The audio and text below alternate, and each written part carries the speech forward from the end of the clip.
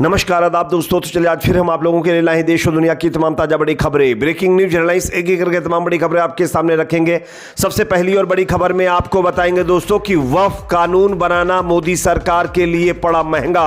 BJP NDA में भारी बगावत। बिहार चुनाव से पहले कई बीजेपी एनडीए के घटक दल हुए मोदी के खिलाफ। किस तरीके से आगे इसकी जानकारी आपको देंगे। साथ ही साथ अगली बड़ी खबर में आपको बताएंगे दोस्तों कि वक्फ संशोधन एक्ट के समर्थन में सुप्रीम कोर्ट से बड़ी खबर है, जहां पर अब 7 राज्यों की सरकारों की तरफ से अर्जी लगाई गई है और इस अर्जी में जो मांग की गई है वो अपने आप में हैरान करने वाली है। आगे इस पर भी चर्चा करेंगे। साथ ही साथ खबर दोस्तों यहां पर आ रही है कि वक्फ से जुड़े मामलों पर सुप्रीम कोर्ट न दे दखल, यह कहना है केंद्रीय मंत्री किरण रिजिजू का। जिस तरीके से कल 16 तारीख को सुप्रीम कोर्ट वक्फ से जुड़ी तमाम याचिकाओं पर सुनवाई करने वाला है, उससे पहले ही मोदी सरकार डर गई है और मोदी सरकार के जो अल्पसंख्यक मंत्री है किरण रिजिजू, उन्होंने बाकायदा सुप्रीम कोर्ट को एक तरीके से चेतावनी जारी की है। क्या कहा इनको, इनके बयान को भी सुनाएंगे। साथ ही साथ खबर आ रही है दोस्तों मध्य प्रदेश में मंदिर के अंदर सो रहे 3 जैन मुनियों को जो है जबरदस्त तरीके से पीटा गया है। किस तरीके से, इस पर भी चर्चा करेंगे। साथ ही साथ दोस्तों 1 दर्जन मंत्रियों की मोदी सरकार में होगी छुट्टी। मुस्लिम चेहरे की एंट्री हो सकती है मोदी सरकार में, इसको लेकर के भी एक ताजा अपडेट है, इस पर भी चर्चा करेंगे। साथ ही साथ दोस्तों जो है मुसलमानों को लेकर के बीजेपी के एक नेता का और विवादित बयान सामने आया है, इसकी भी जानकारी आपको देंगे। साथ ही साथ दोस्तों जो है सुप्रीम कोर्ट के पूर्व जज ने देश में जिस तरीके से नफरत बढ़ रही है इसको लेकर के एक बहुत बड़ी चेतावनी जारी की है और इस चेतावनी को आपको जरूर जानना चाहिए। क्या कहा है सुप्रीम कोर्ट के पूर्व जज ने, इस पर भी आपको जानकारी देंगे। उससे पहले छोटी सी रिक्वेस्ट दोस्तों, आपको क्या लगता है, क्या वक्फ संशोधन कानून सुप्रीम कोर्ट को रद्द करना चाहिए या नहीं? इस पर कमेंट सेक्शन में अपनी फीडबैक जरूर दीजिए। वीडियो पसंद है तो लाइक करिए, शेयर करिए, चैनल पर नए तो सब्सक्राइब जरूर कर लीजिए। बात करेंगे पहली और बड़ी खबर की। जैसा कि आप जानते हैं दोस्तों कि वक्फ संशोधन कानून बना करके मोदी सरकार अपनी पीठ थपथपा रही थी। उसको ऐसा लग रहा था कि शायद यह हमारे लिए बहुत बड़ी उपलब्धि हो सकती है, लेकिन दोस्तों वक्फ कानून बनाना बीजेपी के लिए भारी पड़ता जा रहा है। बीजेपी एनडीए के अंदर बगावत शुरू हो गई है। कई दल जो पहले ही बीजेपी का साथ छोड़ चुके हैं, इसी कड़ी में बिहार के अंदर बीजेपी के सहयोगी नेता जीतन राम मांझी ने मोर्चा खोल दिया है बीजेपी मोदी सरकार के खिलाफ। उनका क्या कहना आप स्क्रीन पर देखिए। उन्होंने कहा है कि जेडीयू ने हमें धोखा दिया, यानी जेडीयू के ऊपर भी जीतन राम मांझी ने आरोप लगाया है कि जेडीयू ने हमें धोखा दिया। हमें तो 30-40 सीटें चाहिए थी। अमित शाह जी ने कहा था कि 2 लोकसभा और 1 राज्यसभा देंगे, लेकिन हमें 1 ही लोकसभा सीट मिली। एनडीए हम लोगों पर दबाव बना रही है। ये जीतन राम मांझी जो कि खुद मोदी सरकार में केंद्रीय मंत्री हैं, उन्होंने बीजेपी और एनडीए से बगावत करते हुए बड़ा बयान दिया है और ये सब लोगों का ये भी मानना है कि हो सकता है कि वक्फ कानून आने के बाद जीतन राम मांझी को इस बात का अंदाजा लग चुका है कि बिहार में इनकी हालत सही नहीं रहेगी अगर ये बीजेपी के साथ रहेंगे, इसलिए वह पलटी मारने के फिराक में है और इसलिए बीजेपी के ऊपर वादा खिलाफी का आरोप लगा रहे हैं। तो ये अपने आप में दोस्तों बीजेपी को वक्फ कानून बनाना उल्टा पड़ने जैसा दिखता हुआ नजर आ रहा है। इससे पहले आप सब जानते होंगे कि चिराग पासवान के चाचा ने भी एनडीए का साथ छोड़ दिया है और उन्होंने अलग होने का ऐलान किया है और उसके बाद जीतन राम मांझी भी एनडीए से अलग होने की एक तरीके से हम कह सकते हैं इशारा कर रहे हैं। यह अपने आप में मोदी सरकार के लिए बहुत बड़ा झटका है। एक और खबर दोस्तों सामने आ रही है कि वक्फ संशोधन कानून के समर्थन में 7 राज्यों की सरकारें पहुंच गई हैं सुप्रीम कोर्ट। इसको लेकर उनका क्या कहना आप स्क्रीन पर खबर देखिए। सब सुप्रीम कोर्ट में वक्फ संशोधन कानून पर सुनवाई से पहले 7 राज्यों की सरकारें सुप्रीम कोर्ट पहुंच गई हैं। महाराष्ट्र, असम, राजस्थान, छत्तीसगढ़, हरियाणा, मध्य प्रदेश और उत्तराखंड की सरकारों ने आवेदन दाखिल कर नए कानून का समर्थन कर दिया है। इन राज्यों ने कहा है कि नया कानून पारदर्शी, न्यायपूर्ण और व्यवहारिक है। कानून के खिलाफ दाखिल याचिकाओं का विरोध करते हुए इन सभी राज्यों ने अपना पक्ष भी सुने जाने की मांग कोर्ट से की है।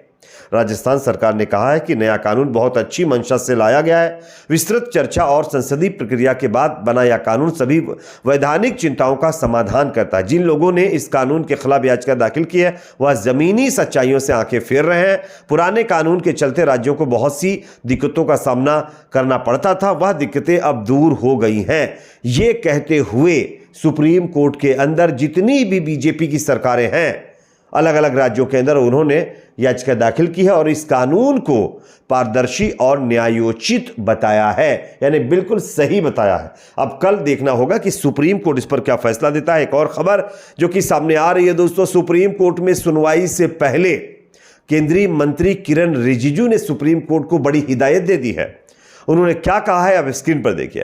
अल्पसंख्यक मामलों के केंद्रीय मंत्री किरण रिजिजू ने कहा है कि उन्हें मेरा भरोसा है, यानी सुप्रीम कोर्ट को लेकर वो कह रहे हैं कि सुप्रीम कोर्ट पर पूरा भरोसा है कि सुप्रीम कोर्ट सरकार के विधायी मामलों में दखल नहीं देगा। उनकी यह टिप्पणी ऐसे समय पर आई है जब संसद से पारित और राष्ट्रपति से मंजूरी मिलने के बाद वक्फ संशोधन एक्ट के खिलाफ दायर की गई दर्जनों याचिका जो है सुप्रीम कोर्ट में लगाई जा चुकी है और बुधवार को इस पर सुनवाई होने वाली है। किरण रिजिजू का कहना है कि मुझे भरोसा है कि सुप्रीम कोर्ट विधायी मामले यानी लेजिस्लेटिव मैटर्स में दखल नहीं देगा। हमें एक दूसरे का सम्मान करना चाहिए। अगर कल सरकार न्यायपालिका में हस्तक्षेप करती है तो ये अच्छा नहीं होगा। यानी कि एक तरीके से धमकी देते हुए लोगों का मानना है कि ये किरण रिजिजू कह रहे हैं कि सुप्रीम कोर्ट इन तमाम याचिकाओं पर सुनवाई ना करे और उनको खारिज कर दे। अब देखना होगा कि कल सुप्रीम कोर्ट क्या वाकई मोदी सरकार के इस बयान के बाद, उनके केंद्रीय मंत्री के बयान के बाद सुनवाई करेगी या उनके दबाव में आकर इन याचिकाओं को खारिज करेगी। एक और खबर दोस्तों सामने आ रही है। मध्य प्रदेश में मंदिर के अंदर सो रहे 3 जैन मुनियों की जबरदस्त तरीके से पिटाई का मामला सामने आया है। आप देख सकते हैं खबर, मध्य प्रदेश के नीमच में 3 जैन मुनियों के साथ मारपीट का मामला सामने आया है। जानकारी के मुताबिक जैन मुनि मंदिर में आराम कर रहे थे, तभी कुछ बदमाशों ने उन पर लोहे की राड से, डंडों से हमला कर दिया। बाद में घटना से गुस्साए लोगों ने विरोध प्रदर्शन किया। फिलहाल पुलिस ने मुनियों से मिली जानकारी के आधार पर 6 लोगों को पकड़ लिया है। इंडिया टुडे से जुड़े आकाश की रिपोर्ट के मुताबिक मामला सिंगौली थाना क्षेत्र के कचला गांव का बताया जा रहा है। अब सबसे चौंकाने वाली बात तो यह है कि जिन लोगों ने जैन मुनियों के ऊपर हमला किया उनका नाम अभी डिस्क्लोज नहीं किया गया है। वैसे हर मामले में नाम डिस्क्लोज हो जाता है, लेकिन यहां पर नाम डिस्क्लोज नहीं हुआ है। शायद इसकी वजह भी आप सब जानते ही होंगे। एक और खबर दोस्तों सामने आ रही है। मोदी सरकार के 1 दर्जन से ज्यादा मंत्रियों की छुट्टी होने वाली है और मोदी सरकार में अब केंद्रीय मंत्री के तौर पर मुस्लिम चेहरे की एंट्री हो सकती है। ये अपने आप में एक बहुत चौंकाने वाली खबर सामने आ रही है। प्रधानमंत्री मोदी अपने कैबिनेट में बड़ा बदलाव करने जा रहे हैं। कैबिनेट विस्तार का समय आ गया है।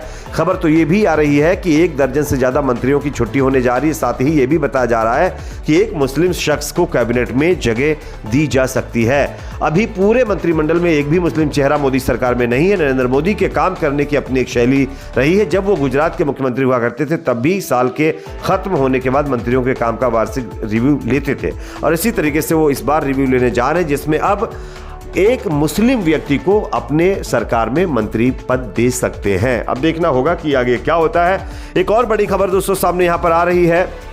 मुसलमानों को लेकर बीजेपी नेता का एक और विवादित बयान। कर्नाटक विधान परिषद के सदस्य और भाजपा नेता सीटी रवि ने रविवार 13 अप्रैल 2025 को कांग्रेस पर बड़ा हमला बोला।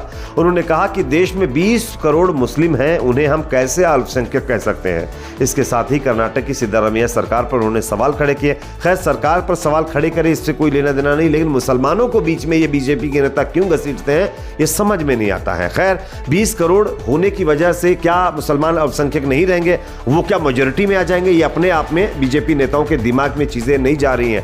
एक और बड़ी खबर दोस्तों सामने यहां पर आ रही है।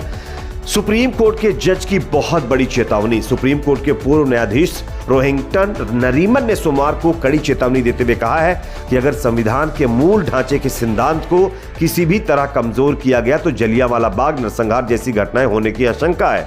साल 1973 के केशवानंद भारती मामले में 13 न्यायाधीशों की पीठ ने 6 के मुकाबले 7 के बहुमत से मूल ढांचा सिद्धांत को प्रतिपादित करते हुए कहा था कि संविधान की आत्मा में संशोधन नहीं किया जा सकता और अगर इसमें परिवर्तन किया जाता है तो इसकी न्यायिक समीक्षा की जा सकेगी।